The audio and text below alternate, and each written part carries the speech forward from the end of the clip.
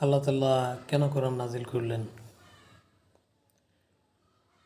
আপনারা কি জানেন? আল্লাহ তাআলা কোরআন নাজিল করছে মানুষের হেদায়েতের জন্য। আর আমরা বাঙালি কোরআন পড়ি, খালি আরবিতেই পড়ি। বেশিরভাগ সব জায়গায় আরবিতেই কোরআন শরীফ পড়া হয়। আল্লাহ যে কোরআন নাজিল করছে, কি বোঝাইতে চায়, আমাদের জন্য কি কি বিধান দিছে, এটা আমরা জানার চেষ্টা করি না। আমাদের উচিত আরবির পাশাপাশি অবশ্যই বাংলা পড়া, বাংলায় কোরআন পড়া, বাংলায় কি বলছে এটা জানা। যেহেতু আমাদের মাতৃভাষা বাংলা, আমাদের বাংলায় অবশ্যই জানা উচিত আল্লাহ কি বোঝাইতে চায়, কি কি বিধান দিছে আমাদের জন্য।